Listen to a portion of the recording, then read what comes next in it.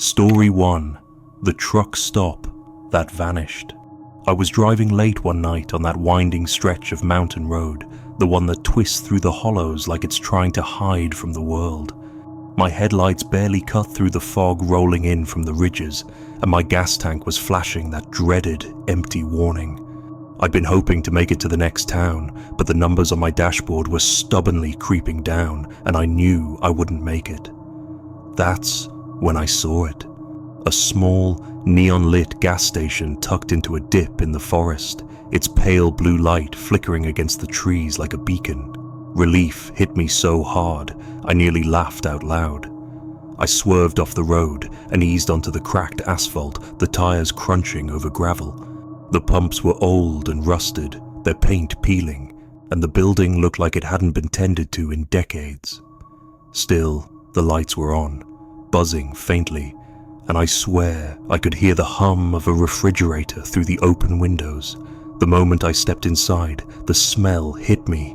Motor oil, mildew, and something metallic I couldn't place. The air was heavy, like it had been sitting there for years, waiting. Behind the counter stood a man, pale and thin, his hair slicked back in a way that made him look almost frozen in time. He nodded at me once. No words, no expression, just eyes that seemed to measure me entirely in a glance. I hesitated, trying to shake off the chill crawling up my spine, and then moved to the pump to start filling my tank. While waiting, my eyes wandered over the wall behind the counter. A series of black and white photographs, framed and yellowed with age, lined the wall. Each one showed the station over different decades, different owners, different styles of pumps. Yet the same face appeared in every single photo, the same man who was now standing silently behind the counter watching me. My throat went dry, and I felt that strange sensation, the one where you're certain you've seen something before, but can't place when or where. I looked back at him, and his gaze didn't waver. I tried to pay with my card, my hands shaking slightly. Declined. I tried again. Declined. I opened my mouth to ask if he accepted cash, but he just smiled. A tight, slow smile that didn't reach his eyes and waved me off. I remember the feeling of unease, like a weight pressing down on my chest. I finished pumping my gas, left the nozzle hanging, and got back into my car, hands trembling. When I glanced up at the station through the rearview mirror, it was gone. The neon lights, the counter, the man, nothing. There was only the curve of the road ahead, slick with fog, and the dark forest pressing in on either side. My first thought was that I had been too tired, that exhaustion and the monotony of the road had played tricks on me. But my stomach turned cold when I realized I could still smell that metallic, oily air, faint but persistent, clinging to my clothes. I drove on, every nerve screaming at me, trying to make sense of it. The road seemed endless, and every time I thought I was calm enough to breathe, I swore I glimpsed that flickering blue light from the corner of my eye, a reminder that the station, or whatever it was still out there somewhere, just beyond the fog. I passed through small towns later, asking locals about a gas station tucked into a hollow along that route. They laughed or shook their heads, muttering about abandoned roads and stations that had closed decades ago, some even warning me never to linger in that stretch at night. It was as if the land itself swallowed the place whole, leaving only rumors and warnings in its wake. Even now, I can't remember all the details with perfect clarity. I remember the way the man's eyes seemed alive, like they'd seen everything that had ever happened in that hollow. I remember the smell, the metallic tang that lingered longer than it should, as if part of that space had attached itself to me.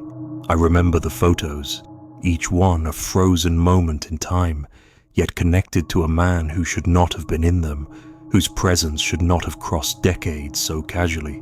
And I remember driving away, trying to convince myself that exhaustion, stress, and the isolation of that road were to blame.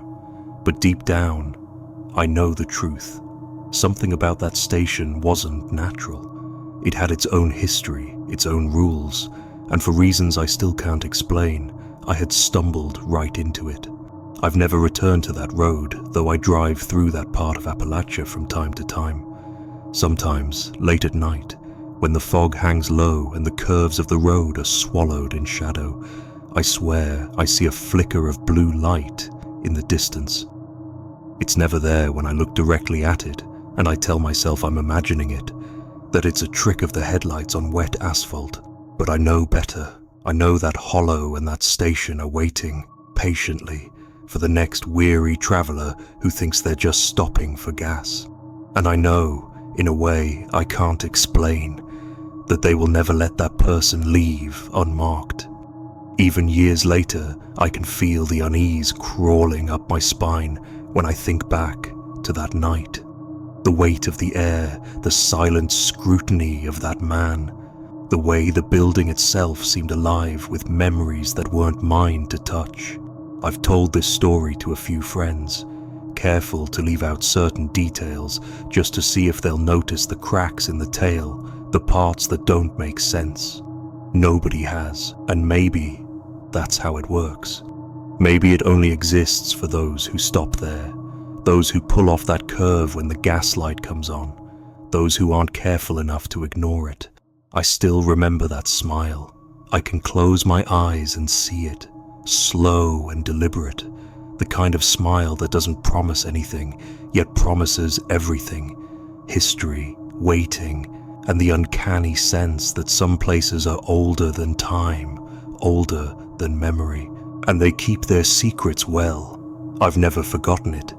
I suspect I never will. Story 2. Shadows among the pumps. I was driving through the mountains late one afternoon when the sky shifted from pale grey to a deep, rolling black faster than I could track. I had been on the road for hours, the kind of winding asphalt that snakes through hollows and valleys, trees pressing in on either side until it feels like the road is the only thing keeping you from vanishing into the forest.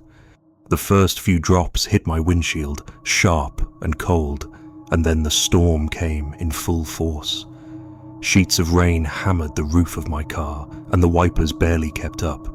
I was soaked through by the time I saw it. A small gas station clinging to the side of the road, its lights flickering in the downpour. Relief surged, and I swerved onto the lot, trying to ignore the way the wind bent the signs almost sideways.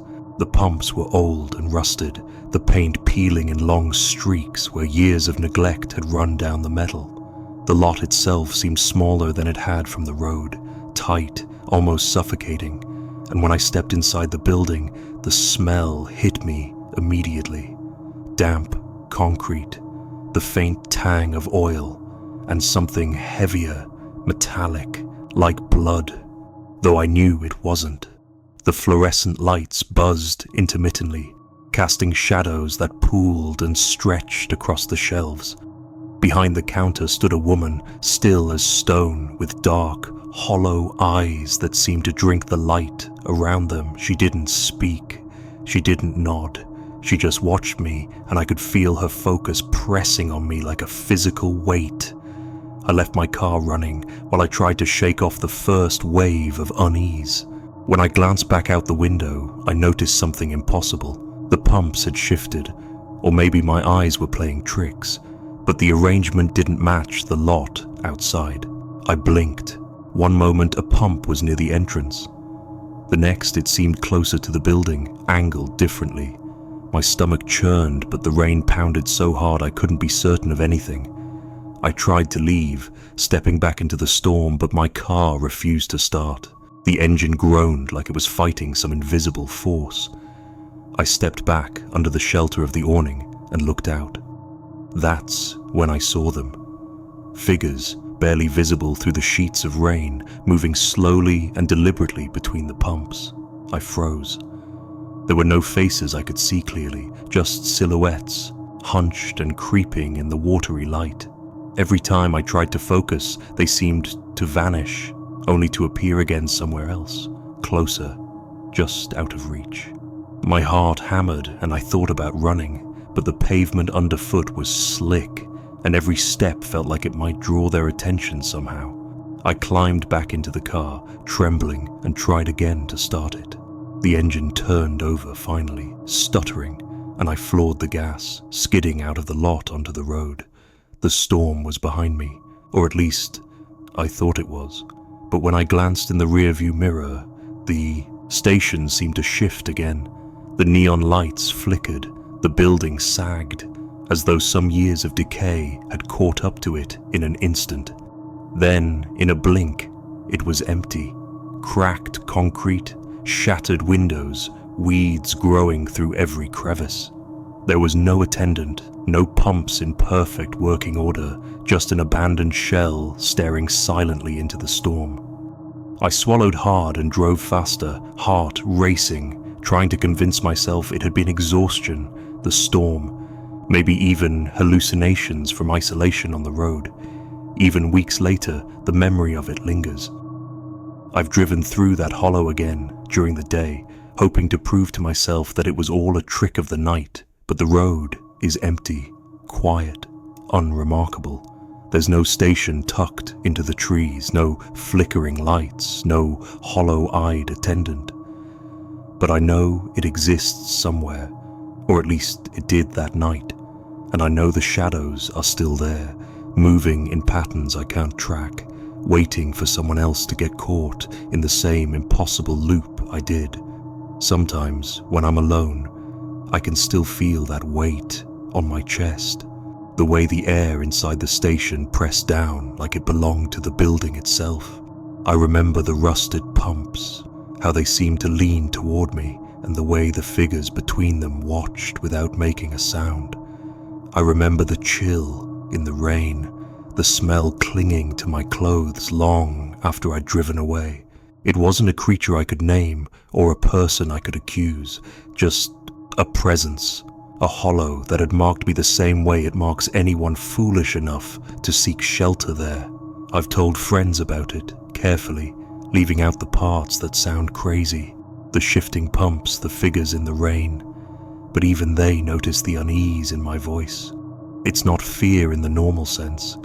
It's a recognition of something that doesn't follow the rules we trust, something patient and observing, waiting for me, or anyone, to slip close enough. I've driven this route in daylight countless times since, yet my hands tighten on the wheel when I pass the hollow. I glance at every shadow, every dip in the road, and I feel a part of me frozen in that rain-soaked lot, watching, trapped, unsure of what is real and what was left behind in the fleeting glow of flickering lights. The memory doesn't fade. Some nights, I swear I hear the soft hum of fluorescent lights behind my eyes, feel the chill of rain drumming on the roof of a building that shouldn't exist, and see the hollow-eyed attendant in the corner of every frame in my mind. I can't explain it, and I don't want to because the knowing feels dangerous, as though admitting it fully would make it real again. I learned that some places are patient, waiting silently in the folds of the mountains for the next traveler, and that hollows like this one are older than maps, older than memory, older than any explanation we could hope to find. I know, deep down, that I didn't just visit that station. Something from that night followed me, something that counts, observes and waits for me to let my guard down again. I haven't stopped there since, and I never will. I avoid that curve entirely now, taking the long way around, yet even on safe roads, the image of that lot lingers. The shifting pumps, the rain-streaked figures, the hollow eyes. It all comes back sometimes in the quiet of night, like a reminder that certain places aren't meant to be seen or survived without leaving a mark. And I know somehow they're still waiting, silently, counting just beyond the fog in the hollows of Appalachia, where the lights flicker, the shadows move, and the storm never really ends. Story 3. The Attendant Who Knew Too Much. I was driving through the mountains that evening, the kind of fog rolling and thick and wet that it clung to the trees and draped over the road like a shroud. Visibility was poor, and I was starting to regret taking this shortcut through the back roads, but I figured the gas station up ahead would give me a chance to stretch my legs and maybe get directions. When I spotted it, I was relieved. A small, unassuming building tucked against the edge of the forest, its single light flickering in the mist. I rolled in slowly, the tires crunching over the damp dirt lot, and parked near the only pump. The fog made the surrounding trees loom unnaturally close, branches scraping faintly against the roof of the car. Inside, the station looked ordinary at first glance. A narrow counter with a register, shelves with a few snacks, and a single attendant standing behind it. He seemed normal, middle-aged, clean-shaven, with that kind of slow, practiced nod you see from people who have been in the same place too long. I asked him if there was a way to get back to the main highway, thinking the fog might make it easy to get lost. What happened next made my skin crawl. He gave me directions that included landmarks I had never mentioned to anyone. Small trails, a split in the road, an old rotting fence I didn't even know existed. Each detail was precise, delivered casually, but the accuracy shook me more than the dense fog ever could. How do you know about that? I asked, trying to keep my voice steady. He smiled, a slow, measured curve of the lips, but it didn't reach his eyes. There was nothing warm in them, only a quiet, deliberate observation that made me feel both exposed and small. I glanced toward the floor and saw footprints in the dirt outside the door, dozens of them, leading from the forest to the station, all fresh and muddied from the rain earlier that day. I hadn't seen anyone else arrive, not in the fading light or in the fog, yet the footprints were undeniable. My pulse quickened. Something about the combination of the footprints and the attendant's knowing stare made my chest tighten in a way I can't describe.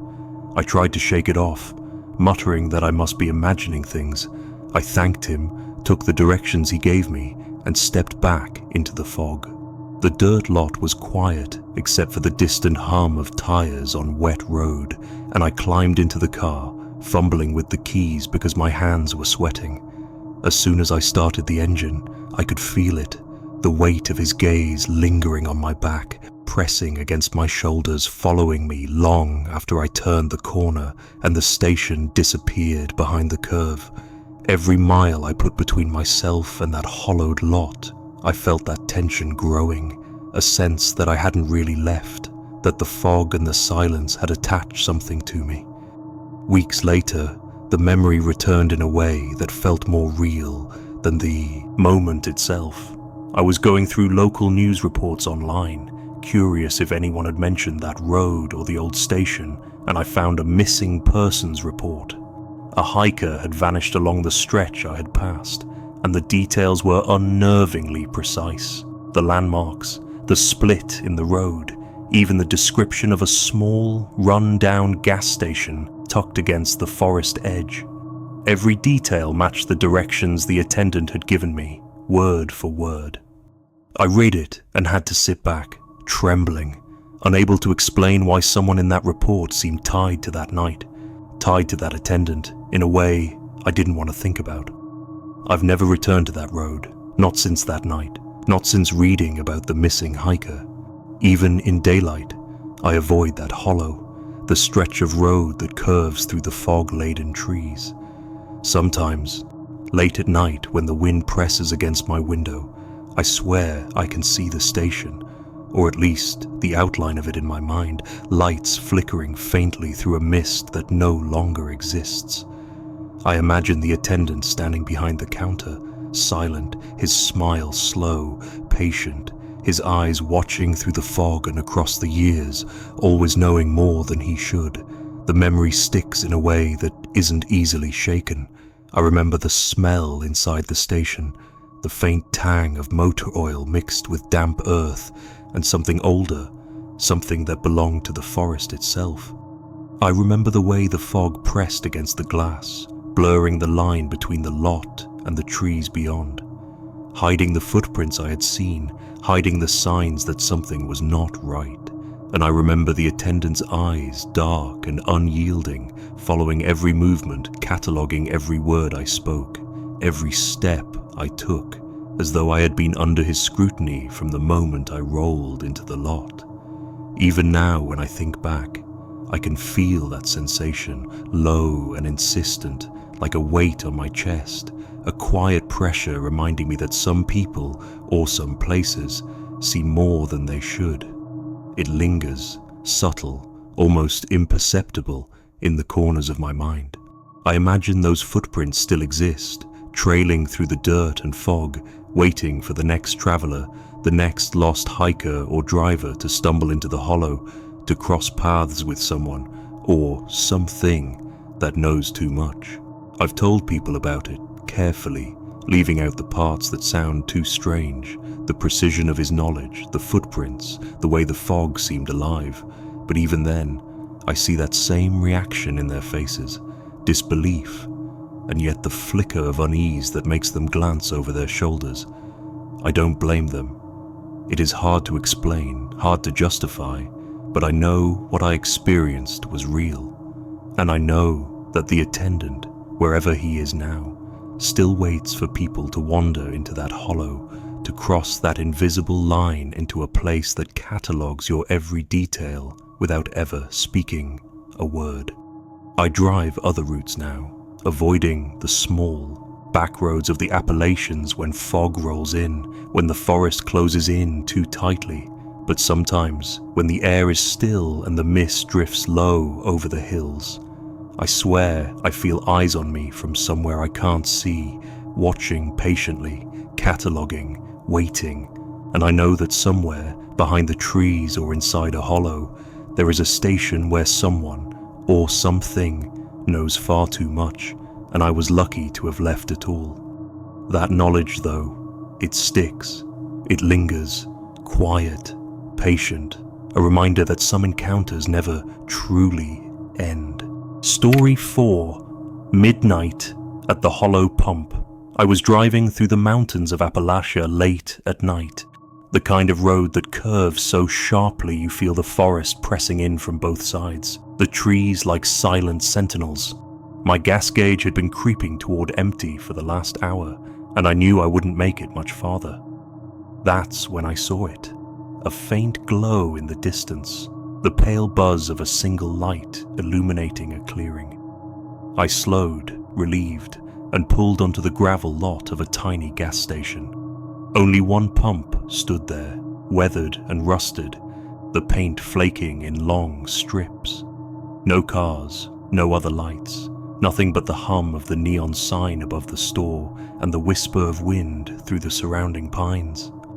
I stepped out and felt the sudden drop in temperature, the air thick with fog and the damp smell of earth and decay. As I reached for the pump, I noticed movement in the tree line behind the station. A figure, impossibly tall and gaunt, stood motionless among the shadows. My heart jumped, and I blinked. When I looked again, it was gone, vanished as if it had never been there. I tried to convince myself it was just a trick of the light, the fog twisting branches into strange shapes, but I couldn't shake the unease crawling up my spine. Inside the store, everything was coated in a fine layer of dust, the kind that collects when a place has been abandoned for years. The shelves were sparsely stocked, though some items looked like they had been there for decades. The fluorescent lights flickered intermittently, throwing the room into brief moments of shadow and illumination. I thought I heard faint whispers, so quiet I could barely distinguish them from the hum of the old refrigeration unit. I froze, listening, but the store remained empty, silent except for the low buzz of the lights. Every instinct told me to leave, but I had no other option. I needed gas. I hurried back outside, hands trembling slightly, and climbed into the car. I turned the key in the ignition, but the engine only coughed and sputtered. My chest tightened. I glanced toward the tree line again and froze. The figure had returned, moving closer to the pump, just beyond the reach of my headlights. It moved slowly, deliberately, gliding through the fog like it didn't even need to touch the ground. I couldn't make out a face, only the long, thin shape of its body, and the way it seemed to stretch taller with each step. My fingers fumbled with the key again, and after what felt like an eternity, the engine finally roared to life. I floored the gas pedal, tires skidding slightly on the gravel, and drove straight through the hollow, past the single pump, past the store. I dared not look back, but through the rearview mirror, I could feel its presence, like a cold weight pressing against the back of the car. The fog thickened as I reached the road again, wrapping the hollow in a blanket of grey. Every nerve in my body was alert, my senses stretched taut. With fear, I drove faster than I had all night, listening for the sound of pursuit that never came, telling myself it was over, that I had escaped whatever that was in the clearing. Even after I reached the highway and the fog began to lift, I couldn't shake the image of that figure. It was so unnervingly human and yet entirely wrong, as if the forest itself had shaped it from shadows and cold. The hollow seemed alive, a place that could bend the ordinary into something menacing without effort. I kept glancing over my shoulder, half expecting to see the gaunt shape standing in the trees, waiting for me to slow down or take another wrong turn.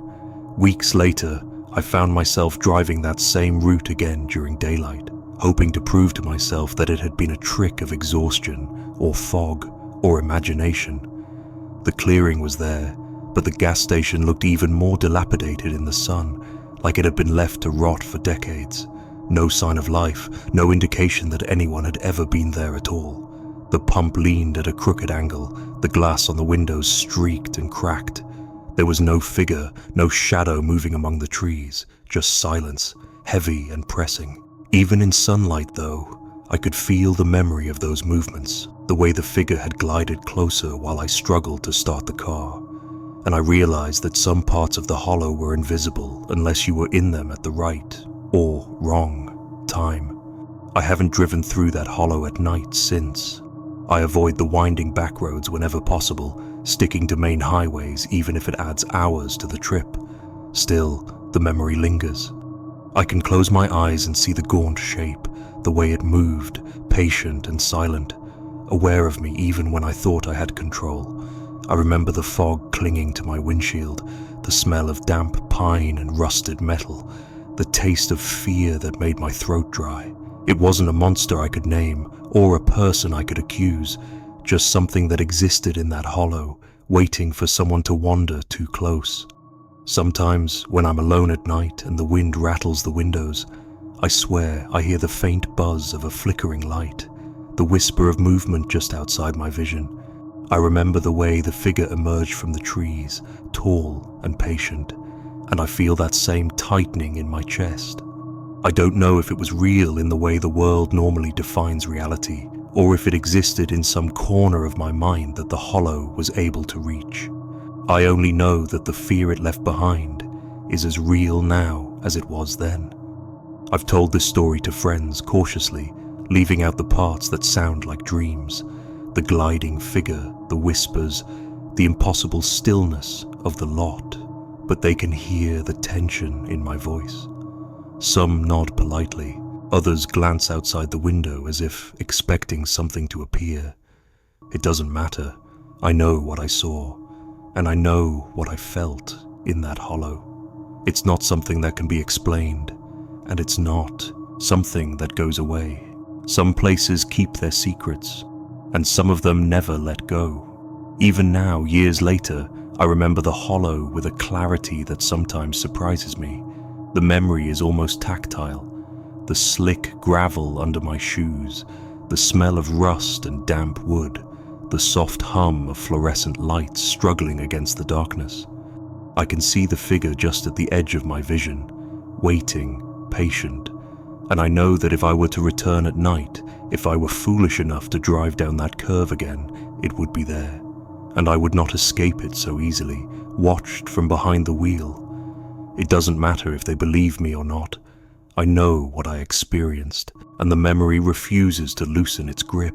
The mountains, the twisting roads, and that hollow clearing with the silent driverless car are burned into me, impossible to erase. I avoid that stretch of road now, taking longer routes just to bypass the curves where the trees press in and the night feels too quiet. But even on ordinary roads, the memory surfaces unexpectedly. The faint reflection of headlights in a mirror, the imagined rumble of tires behind me. I can feel it watching from just beyond sight, patient, unrelenting, as if some fragment of the hollows followed me into the wider world. I don't know what it was, and I don't want to, but I carry the knowledge of it, and it sits with me quietly. A reminder that some roads aren't meant to be traveled after dark, and some presences are patient enough to follow until they are noticed. Even now, long after the night has passed, I feel the subtle tightening of my chest when I recall the empty car, the silent observation, and the hollows pressing in. The mountains didn't just hide the car, they held it, and they hold me still in memory, patient and unyielding. No explanation, no closure, only the persistent cold certainty of being watched, and the quiet dread that some parts of Appalachia are patient enough to leave their mark long after you've driven away. I remember gripping the wheel tighter, trying to calm my racing heart as the empty car followed me through the winding curves. The headlights reflected off the wet asphalt, and every shadow between the trees seemed exaggerated, twisted, as if the forest itself leaned closer to watch. My mind kept insisting it was a trick of fatigue, the mountains playing games with the eyes, but the precise mirroring of the other car made reason useless. I could feel it tracking me, not a presence behind me in the literal sense, but an awareness, patient, deliberate, as though it knew every decision I would make before I made it. The silence from that vehicle was almost worse than noise. No engine hum, no tires moving over gravel, just a heavy, oppressive quiet that pressed through the car windows and into my chest. I found myself slowing at random, trying to break the pattern, yet it remained, following exactly, unwavering. The emptiness of the lot at the gas station replayed. In my mind, the trembling pumps, the expressionless attendant, the still car, and I realized it had been waiting, observing, long before I arrived. By the time I reached the first lights of the town, my hands were numb, my breath shallow. Yet even when the empty car vanished, the weight of its gaze never left me.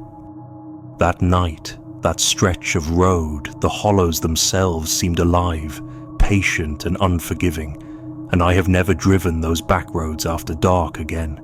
Story 5. The gas station with no exit. I had been driving for hours through the winding back roads of Appalachia, the kind of roads that twist between ridges and hollows until the trees seemed to lean in close, pressing you into the asphalt.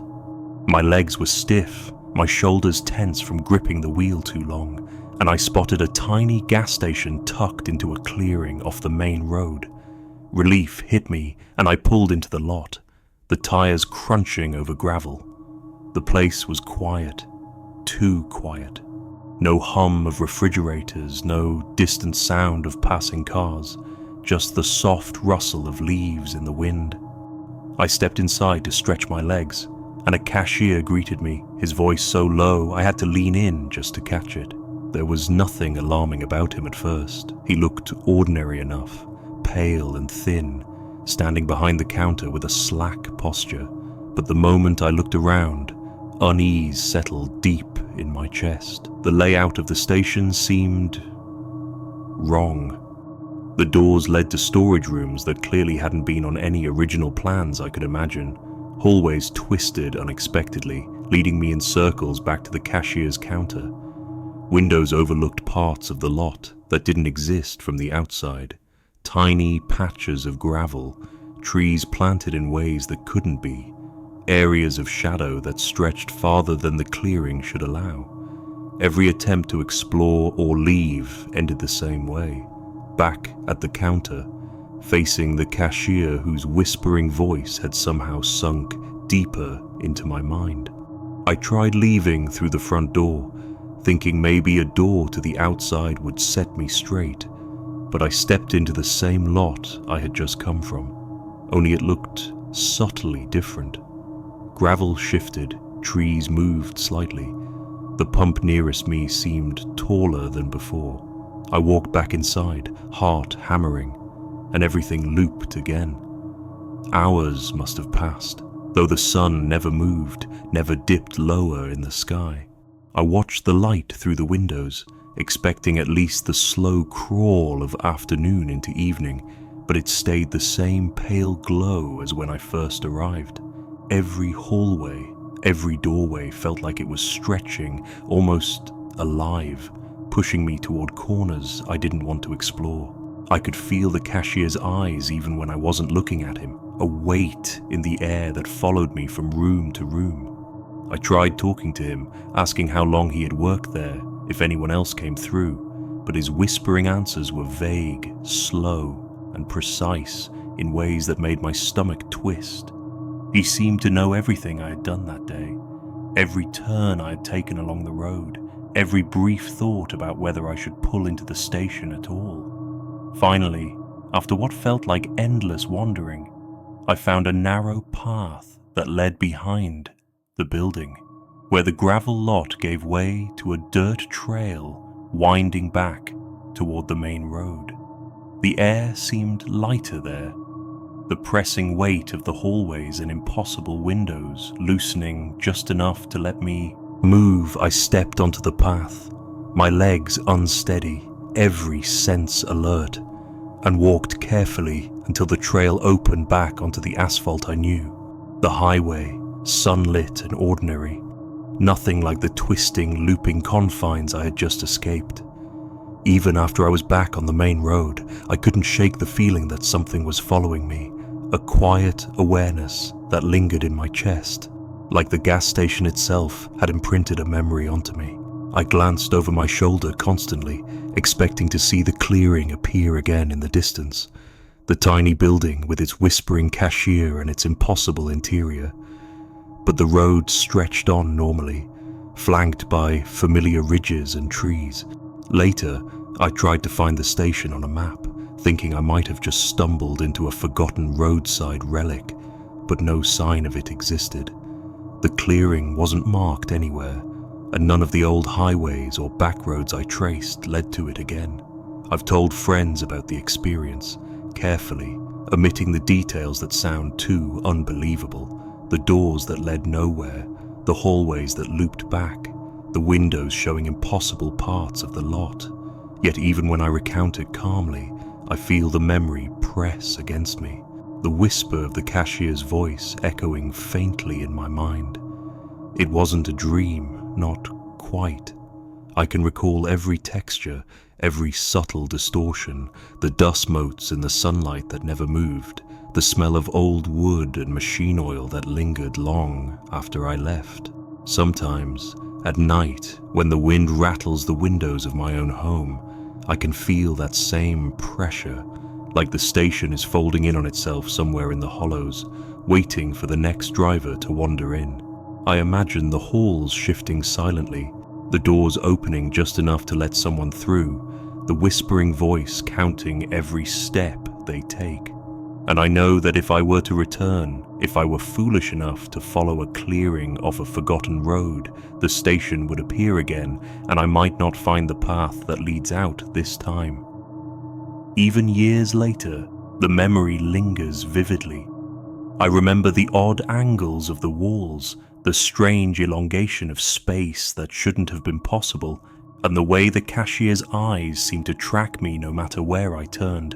I remember the subtle shifts in the gravel lot, the tiny differences that made it feel alive, as if the place had a consciousness, waiting, patient, to ensnare anyone who stopped too long. It's a quiet, pressing fear that lives in the corners of my mind, a reminder that some places in Appalachia are patient and secretive, holding truths we aren't meant to touch. I drive other roads now, sticking to main highways, avoiding the deep back roads where the trees lean too close and the fog gathers low. But sometimes, late at night, I think I can see the edges of that clearing, the flicker of light through trees that shouldn't be there, I can hear a faint whispering, almost a memory, echoing from somewhere, deep in the hollows. I don't go looking for it, and I never will. I know some places aren't on maps, and some experiences can't be outrun.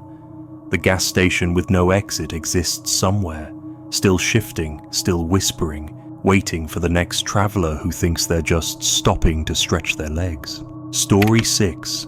The Whispering Pump Lights. I had been driving late that night through a narrow stretch of Appalachian backroads, the kind of road where the trees press close to the asphalt and the wind carries strange, unplaceable noises through the hollows.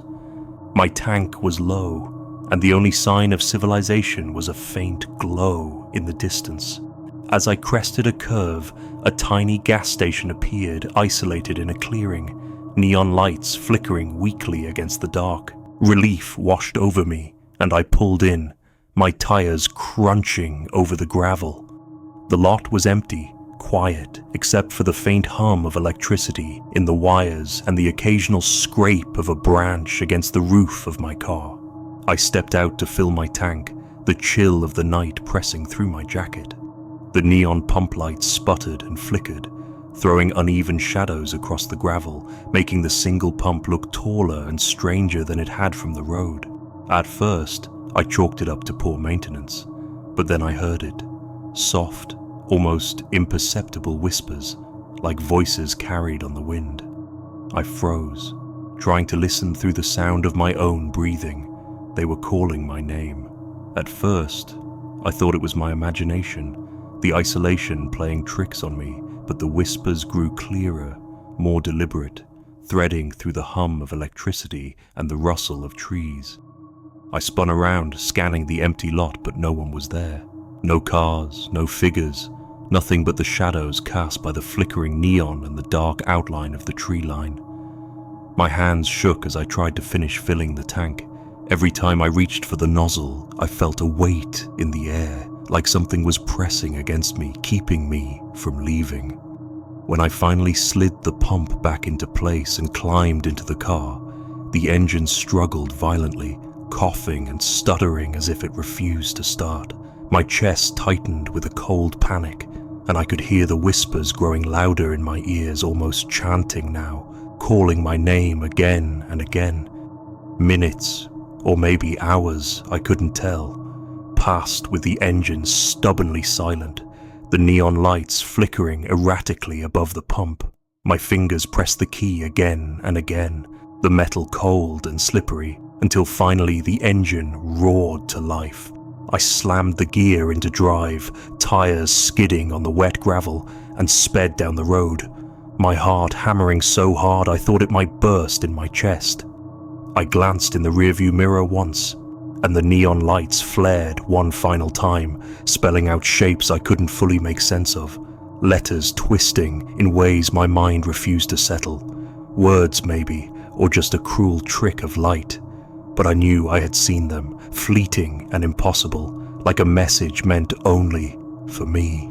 Even weeks later, the memory clings to me. Every time I drive that stretch of road, the faint hum of electricity in distant wires carries echoes of those whispers.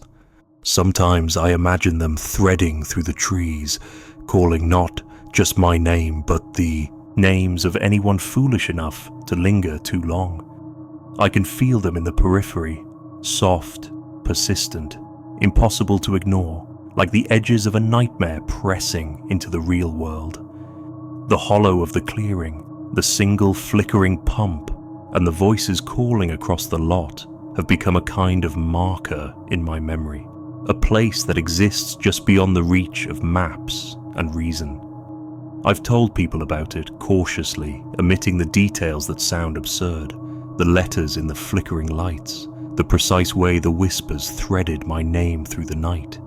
They nod politely, maybe humoring me, but I know the weight of those hours in that lot is mine alone. The way the air seemed to hold me, the way shadows bent oddly around the pump, and the way the voices clung to my skin long after I left. All of it lingers. There's a pull in the memory that feels physical, a tug in the hollows of the mountains that draws my mind back there even when I don't want it.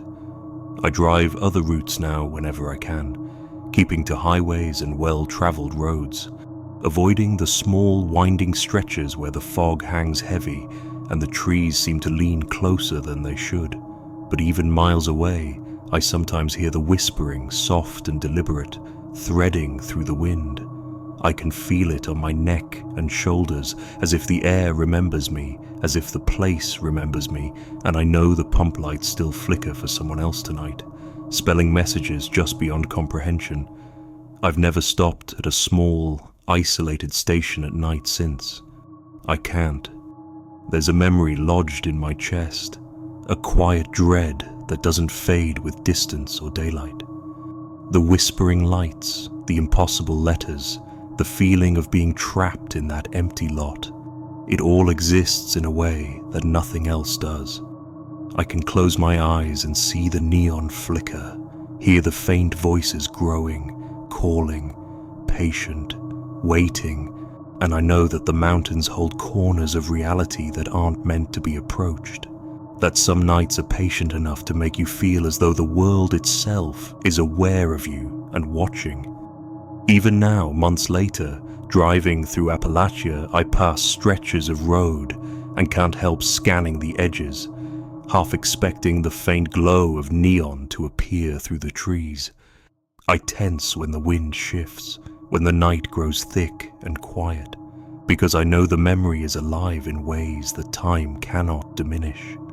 The whispers never truly leave, threading through the mind like the roots of ancient trees, and the hollow of that small clearing, the single pump and the flickering lights remain, patient, waiting, their message still impossible to read, but unmistakably meant for me. Story 7. Tires screech.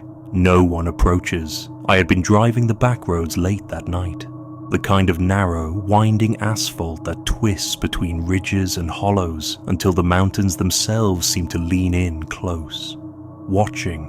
The moon was low, barely lighting the road, and I was running low on gas. That's when I saw a tiny station tucked into a clearing, a weak neon glow flickering against the darkness. Relief hit me.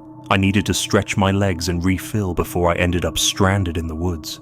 The lot was empty, save for a single car with its headlights on, sitting near a pump. At first, I thought the driver had gone inside, but as I got closer, I realized there was no one in the seat. The engine was silent, the interior dim, and the emptiness of it sent a shiver down my spine. I stepped out, trying to shake off the chill creeping up my neck. The pump seemed to shudder under some invisible weight, like a heavy truck had passed through moments before. But the gravel around the lot remained untouched, and no wind stirred the branches. My boots crunched lightly on the gravel, but it felt almost too loud in the quiet of the clearing. The attendant was inside, a man whose face was expressionless and pale, barely illuminated by the fluorescent lights. He didn't speak, didn't move, just watched. I waved, trying to break the tension, but he only tilted his head slightly, his eyes fixed on me with a hollow, unsettling stillness that made my stomach knot. I hurried back to my car, my hands trembling as I reached for the keys. The engine sputtered violently, coughing like it refused to start, as though it too was aware of the strange weight pressing against the lot. I turned the key over and over, my breath coming faster, the car shivering under me until it finally roared reluctantly to life. I eased forward, tires crunching over the gravel, and glanced at the empty car again. It hadn't moved. I felt a pull in my chest, like the weight of its gaze was pressing against me, and I drove off cautiously, heart hammering. I didn't notice at first, but as I followed the twisting road through the mountains, headlights catching on the curves, the empty car appeared again behind me. Every turn I made, every small adjustment of the wheel, it mirrored me perfectly, keeping the same distance, never accelerating beyond me, never falling behind. Panic rose slowly, a creeping fear that wrapped around my chest and refused to loosen. I tried to convince myself it was another driver playing a prank, or that my exhaustion was conjuring it from the shadows, but the precision of it, the way it followed my every move, made rational thought feel impossible. The roads narrowed and twisted, the trees leaning closer, shadows stretching unnaturally across the pavement. I could hear the tires of my own car squeal faintly over the asphalt when I braked sharply, and in those moments I caught glimpses of the other car's lights in my rearview mirror, eerily, steady, almost deliberate. I tried a few different turns, hoping to lose it in the hollows, but every time I glanced back, there it was again, silent and empty, the headlights steady and unwavering. The attendant's face flashed briefly in my mind, pale and hollow, watching me, and a cold dread settled deep into my stomach. Hours must have passed, though the darkness remained unchanged, the mountains holding their night like a secret. Finally, I reached the edge of the forest, and the first signs of a small town appeared. Streetlights, the dim glow of houses. I pushed the accelerator harder, desperate to reach the safety of lights and people. I glanced back one last time at the stretch of road behind me, expecting to see the empty car still trailing me, but it was gone. Just gone. No headlights, no movement, nothing. It vanished as if it had never existed, leaving behind only the lingering weight of being watched, the memory of eyes that had never truly been human. Even weeks later, the memory clings to me. When I drive along empty roads at night, I catch myself glancing in the rearview mirror far more often than I should, half expecting to see those two headlights materializing behind me. Sometimes, in the quiet moments of a long drive, I swear I can feel the invisible presence of the empty car, keeping pace just beyond the edge of vision, patient and silent, counting every turn and stop.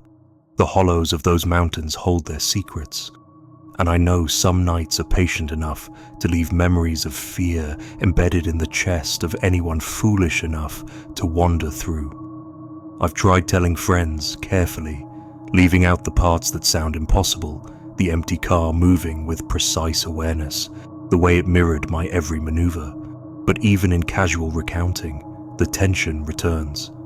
I can feel it coil in my stomach as I speak, that same pressing weight of being